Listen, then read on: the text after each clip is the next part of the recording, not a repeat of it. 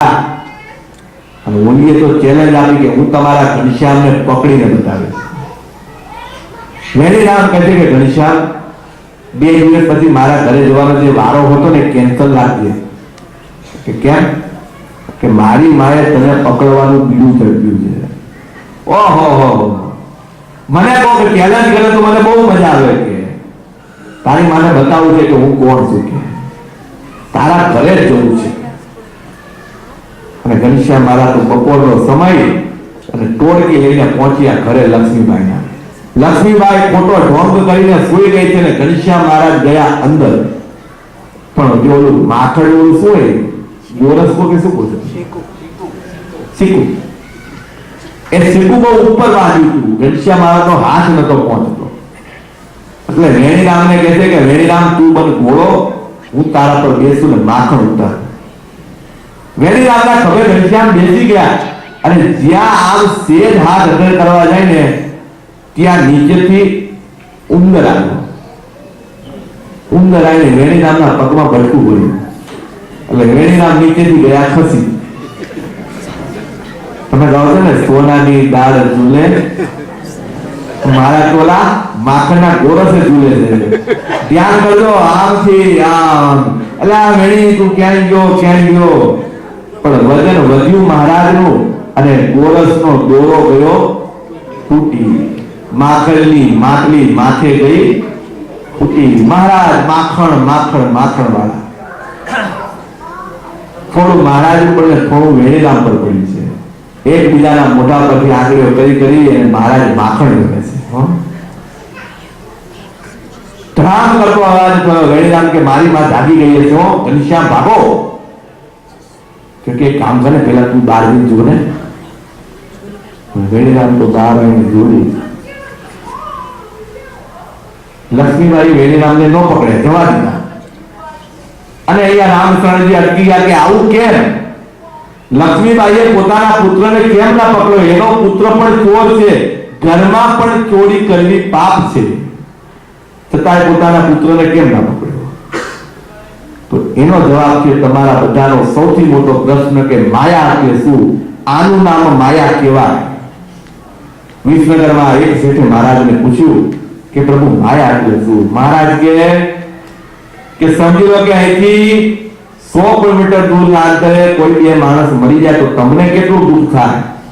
ભગવાન આપણે શું લેવા દેવા? લાખો લોકો મરે છે, બધાની કેમ આપણે ચિંતા કરવી? હે, આપણે અવાર પેપર ખોલીને વાંચતા કે બચ્ચા મર્યા પછી મર્યા. હમણાં કોઈ દેશમાં એક સાથે 1500 માણસ મરી ગયું. હે, આપણે બધું શું કહીએ? બહુ મોટા ભગવાનના ગુણવાળા હોય કે મહારાજ શાંતિ આપજો.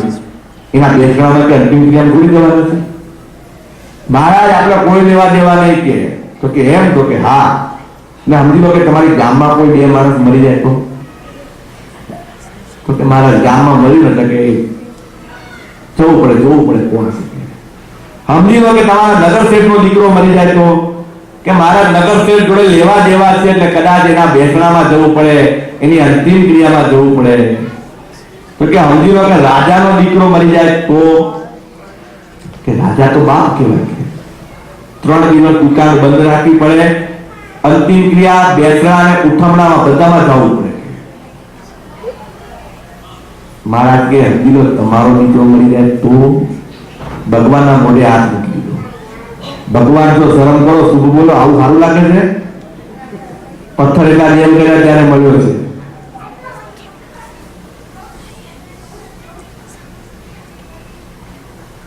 શરમ નથી આવતી ભગવાનજીને આવું બોલો? જેને મહિમા છે ભગવાન એ બોલે છે. મહારાજ કે આનું નામ જ માયા.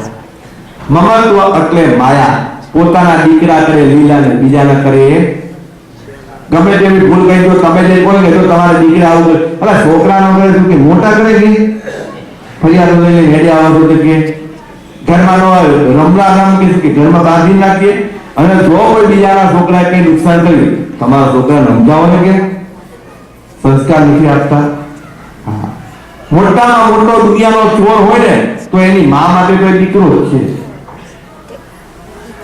એટલે વેલા પ્રસાદજી મહારાજ કે છે માયાના કારણે લક્ષ્મીબાઈએ વેણીરામનો હાથ પકડ્યો, પણ જેવા મહારાજ નીકળ્યા મહારાજનો હાથ પકડી લીધો.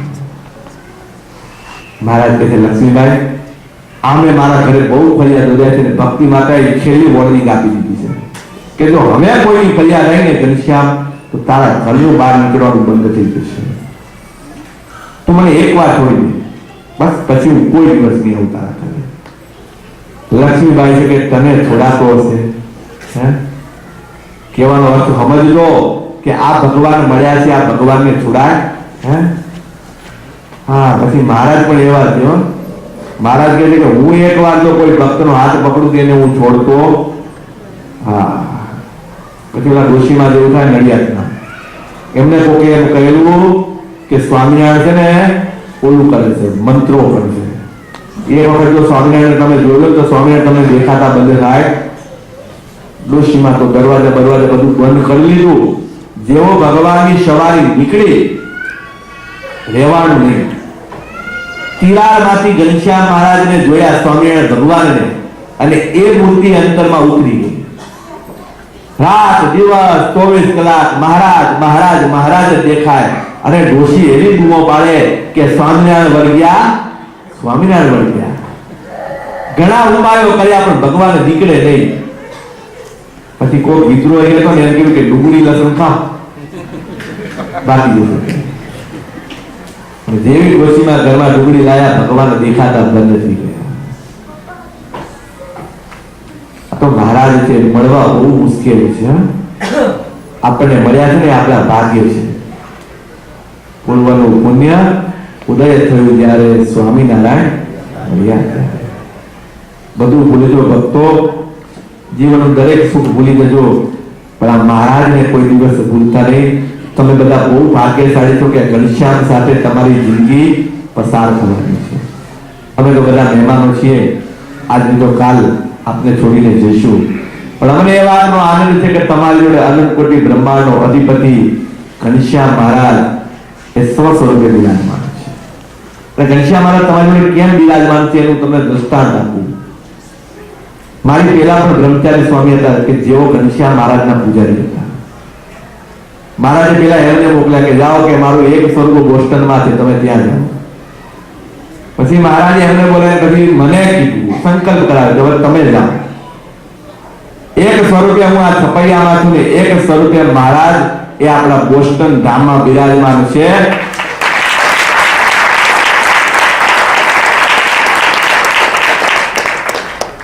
મને મારા જીવનમાં 3 જ દેવની સેવા મળી છે. એક સર્વપ્રથમ જે ભગવાને નરનારાયણ દેવ પધરાવ્યા એ, બીજા છપૈયાના ઘનશ્યામ મહારાજ, અને ત્રીજા જેને હું કોઈ દિવસ ભૂલી ન શકું એવા સંકલ્પ મૂર્તિ ઘનશ્યામ મહારાજ. એમ લાગે જ્યારે અદ્દલ ભગવાન સ્વામિનારાયણ શૃંગાર કરતા હોય, સ્વામિનારાયણ ભગવાનની સેવા પૂજા કરતા હોય એવો ભાવ પ્રગટ થાય છે. ગમે તેવા વસ્ત્ર પહેરાવો પણ આ ભગવાનની મૂર્તિ એટલી દિવ્ય લાગે છે કે જેની શું કરી વાત.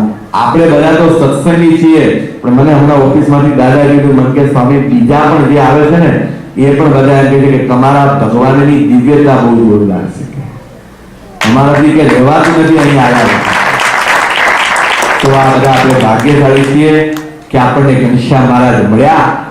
મહારાજ લક્ષ્મીબાઈને કહે છે કે મને છોડી દે.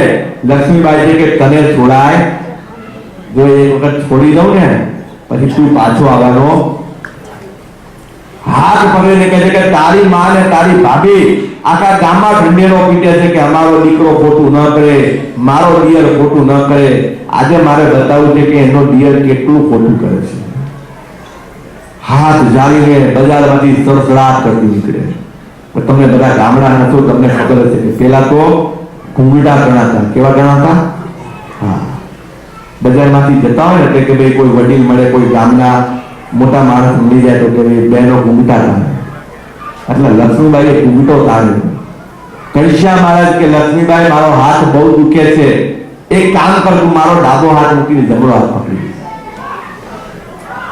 આમ તો પ્રેમ હતો, ભલે ગુસ્સો હતો, પણ શું હતો? પ્રેમ હતો.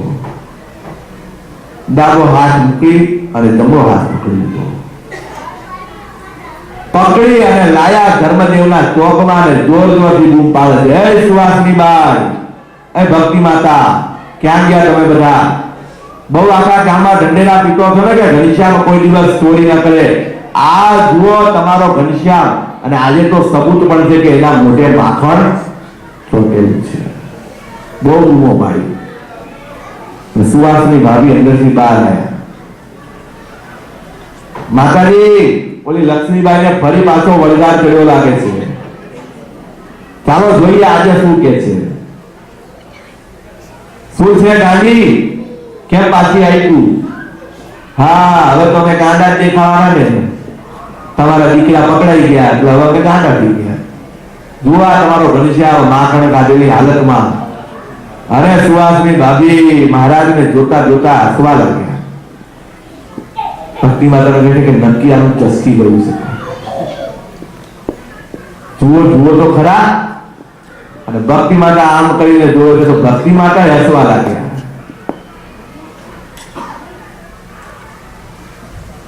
પછી સુવાસની ભાભી કહે છે કે ગાંડી જોતો ખરી આ તારો લાલો છે કે મારો લાલો? શું કે છે? જોતો ખરી આ તારો લાલો છે કે મારો લાલો? હવે તો નહીં ઓળખાય. તમારા દીકરાએ ચોરી કરી એટલે હવે તમે એવું જ કહેવાના. જુઓ જુઓ, તમારો જે છે ને એ જ સમયે ઘનશ્યામ મહારાજ ઘરની અંદરથી ભાખરી ખાતા ખાતા બહાર આવ્યા. ઓલેની આંખો તો જાણે ચોટી. એને આમ એક ધારી આંખે જોવે છે કે જો આ ઘનશ્યામ છે તો મેં હાથ પકડ્યો એક કોર છે. घनश्याम महाराज के देख लिया ने, हमने आपको पहले ही कहा था कि हमारा हाथ पकड़ने में कोई मजा, चैलेंज मारी थी कि मूकी दे मारो हाथ मजा नहीं आवे. मैं तने कीधुं तुं ने मारो हाथ मूकी दे. હવે જોઈ લે. અને પછી જ્યાં વાંકા વળીને જોવા જાય છે તો વેણી રામ ઉભો છે. એટલે આ તું ક્યારે આવ્યો? માં, હું તો તને ક્યારનો બૂમ પાડું છું પણ તું મારું સાંભળે તો ને. એવી ગોઠી પડી કે વાત ન પૂછો. અને પછી તો સુવાસની ભાભીએ જે ખખડાવી છે કે આજ પછી જો મારા ઘનશ્યામનું નામ લીધું ને તો મારાથી ઊંધું કોઈ થશે. નીકળી ગઈ બહાર સડસડાટ કરતી. અને મારા દાદા એની સામે. મેં તને કીધું હતું કે મારો હાથ પકડવામાં મજા. આ તો પહેલી વોર્નિંગ હતી. કેવી? આજે તો તારા દીકરાનું રૂપ લીધું છે પણ જો આજ પછી મારો રસ્તો પકડ્યો ને તો કે તારા ધણીનું રૂપ લઈશ. હા, મને જો પ્રેમથી રાખશો ને તો આખે આખું મારું સામ્રાજ્ય આપીશ. પણ જો મારી આગળ કપટ કરવા ગયા ને, અને ભગવાને પણ કીધું છે કે એક કપટી જ મહારાજની આગળ નથી કરતા. બાકી ગમે તેવો હોય ને એ ભગવાનની સામે કપટ ન કરું. જે હોય ખરેખર કહી દઉં. જેવો છું મહારાજ આવો છું. જેવો તેવો કોઈ પુત્ર તમારો અણસમજુ અહંકારી પેટે પડે તો અવશ્ય પાડજો. વાલો જુઓ વિચારી. જે છું એવો જ છું. ખોટા દેખાવ કરીને ખોટો દેખાવો કરી અને આપણે કોઈ દિવસ ભગવાનને જીતી શકવાના. મહારાજ કહે છે મને કપટ નથી ગમતું, પ્રેમથી માંગો. મા યશોદા જયારે ભગવાન શ્રી કૃષ્ણ પરમાત્મા મથુરા જતા હતા ત્યારે યશોદા માતા કીધું કે મારે તારી એક વસ્તુ માંગવી છે. માંગ માં તારે જે માંગવું ના, કે તું એક વાત ભૂલી જજે કે મેં તને દોરડે બાંધ્યો. શું કે છે? કે તું એક વાત ભૂલી જજે કે મેં તને દોરડે બાંધ્યો તો કૃષ્ણ કહે છે કે માં તું એક વાત યાદ રાખજે કે હું જગતમાં બધું બોલીશ પણ એ કોઈ દિવસ નહીં ભૂલું કે તે મને બાંધ્યો હતો. અને માં એટલું યાદ રાખજે કે જગતનું કોઈ એવું બંધન નથી કે જે મને બાંધી શકે, પણ હા મારા ભક્તના પ્રેમનું બંધન એવું છે કે જેને તોડીને હું ક્યાંય જઈ શકતો. ખબર છે ને આપણું માણકીએ ચડ્યા રે મોહન મનમાણી. જીવબાને લાલુબાના પ્રેમે કરી તો મહારાજ ગઢપુર પણ નતા છોડી શકતા. આજ્ઞા માંગવી પડતી હતી. આજ્ઞા આપો અમે જઈએ વ્રત પૂરી, રામ નવમી નથી હવે પૂરી. જો તમે અમને આજ્ઞા આપો તો અમે જઈએ. પણ આ ક્યારે શક્ય બને કે જ્યારે આપણો ભગવાન સાથેનો પ્રેમ એ એકદમ સાચો, સત્ય અને સનાતન. ભગવાન સાથેના પ્રેમમાં કપટ ન હોય. નથી લઈ શકતા તો ના પાડવી, નથી કરી શકતા તો ના પાડવી. પણ ભગવાનને ખોટા વચનો આપી મારા જો આટલું ભજન કરીશ, આટલી માળા કરીશ, મારા તો એ સમયે હાજર થઈ જાય. તમે કીધું કે હું 11 માળા કરીશ તો ભગવાન એ 11 માળા તો તમે પહેલી શરૂઆત કરો ભગવાન આવી જાય. હા સાહેબ તો 11 માળા જોવા મળશે. એક માણસ ફરી તો ફટાફટ પૂજા પેટી મૂકીને મહારાજ છે ને સમજી જશે બધું કે ભગવાન કે ક્યાં કે એવું કહે છે કે દેખાવો કરો કે જેટલું કરી એટલું હાથું છે કે અને આ એક પછી એક દિવ્ય ચરિત્રો પણ હજી પણ એમ થાય છે કે તમને ચરિત્રો કીધા છે હજી આપણે બહુ વાર થાકે નહીં તમે બધા 4 જણા હાથ પાડી એટલે 96 જણા તો થાકે હશે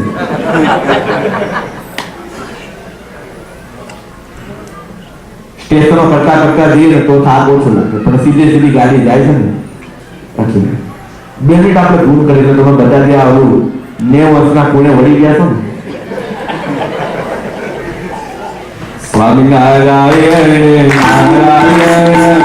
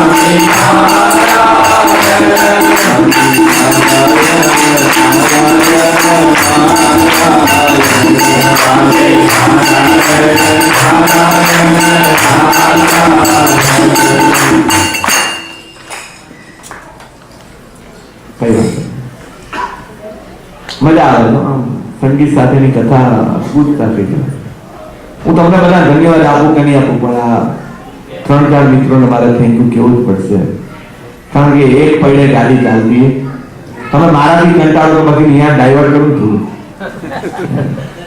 છું એ લોકો શું મારો પક્ષ રાખે બરાબર so thank you to mister Amit and mister Naveen આજનો અંગ્રેજીનો ખોટું પૂરું આટલું પૂરું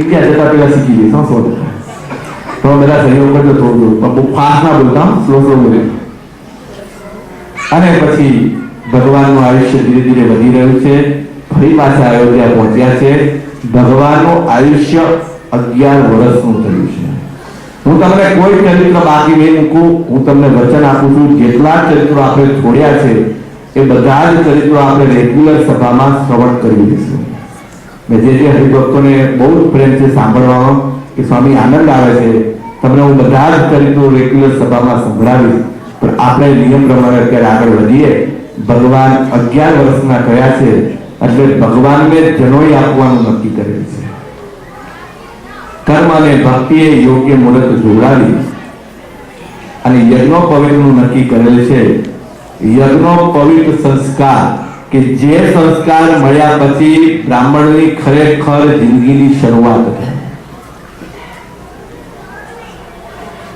વિદ્વાન બ્રાહ્મણોને બોલાવી અયોધ્યા નગરીમાં વિશાળ મંડપો બંધાવવામાં આવ્યા છે બ્રહ્માંડ કરતા દિવ્ય શોભાવાળા એ અયોધ્યાના મંડપો ચારે બાજુથી દેવતાઓ એ મહેમાન બની અને યજ્ઞ મંડપમાં આવી રહ્યા છે ભગવાન શ્રી હરિએ ફક્ત પીળા કલરનું પીતાંબર પહેર્યું છે અને મહારાજના મસ્તક ઉપર મુંડન છે અને ભગવાન ઉપરનું શરીર ખુલ્લું છે એનું ધ્યાન કરવાનું ધ્યાન 3 પ્રકારના છે શાંગ ધ્યાન ઉપાંગ ધ્યાન અને સપાસર્ગ ધ્યાન જે ભગવાનના શરીરનું ધ્યાન છે ને સપાસર્ગ ધ્યાન છે એક એક ચિહ્નો એક એક તીર એનું ધ્યાન કરવું અને મંત્રોચ્ચાર વચ્ચે વિદ્વાન બ્રાહ્મણો એ ઘનશ્યામ મહારાજને યજ્ઞો ભૂમિત આપે છે હરિ ઓમ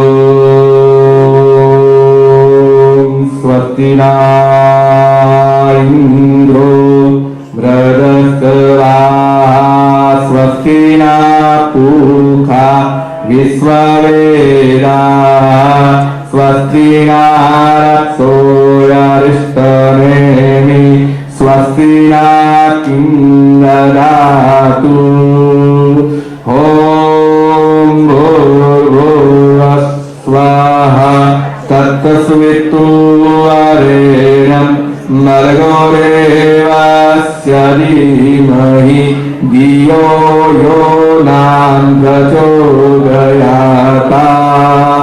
ઓમ મંગલમ ભગવાન વિષ્ણુ મંગલમ ગરુડધ્વજે મંગલમ ગુણશાસનાય મંગલાય તનોહરિ સર્વમંગલ માંગલ્યે શિવે સર્વાર્થ સાધિકે શરણ્યે ત્રંબકે ગૌરી નારાયણી નમોસ્તુતે.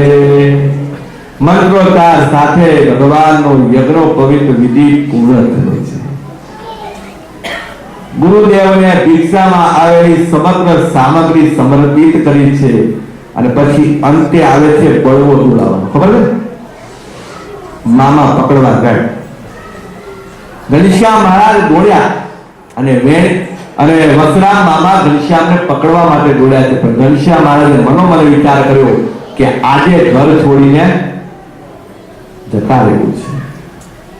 દૂર દૂર નીકળી ગયા અને મામા તો થાકીને બેસી ગયા. પછી ભગવાને વિચાર કર્યો કે હજી સુધી માતા પિતાને મુક્તિ આપી જગતનું